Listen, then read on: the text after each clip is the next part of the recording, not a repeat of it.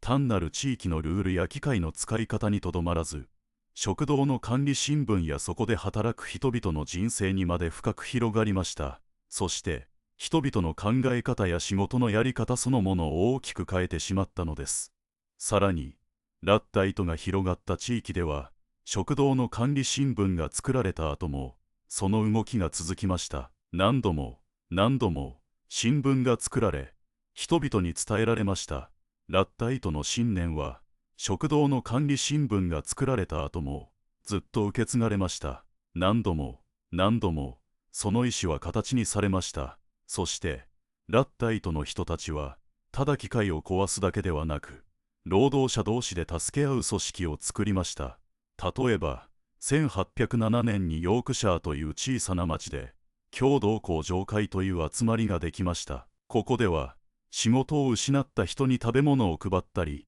子供たちの教育費をみんなで出し合ったりしました。機械が入ってくることで仕事がなくなるという不安にみんなで備えたのです。またリーダーの一人だったエリザベス・ウィルソンという女性は、女性労働者の権利を求める手紙を地域の新聞に載せました。機械化によって家庭の中で女性がどれだけ大変な負担を背負っているかをみんなに見えるようにしたのです。こうした情報のやり取りは田舎から工業都市へと広がり、各地で労働者2会の元となる集まりが頻繁に開かれるようになりました。また政府による厳しい取り締まりに対抗するために秘密の通信ネットワークが作られました。彼らは紐状の織物の模様に暗号を隠し、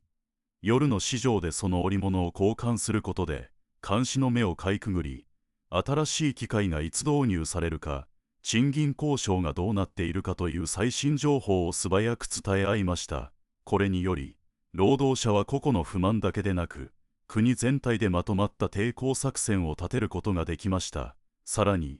ラッタ糸運動は宗教とも結びつきました。ピュリタン系の教会が課してくれた行動は、単なる集まりの場所ではなく、労働者の心の支えとなり、機械を壊す行為の裏にある神の意志に基づく正義感を共有する場となったのです。この信仰心は、後のチャーティスト運動やサッカー、ユニオンの形成にも影響を与え、19世紀初めのイギリスにおける労働者階級としての自覚を根底から変えることになった。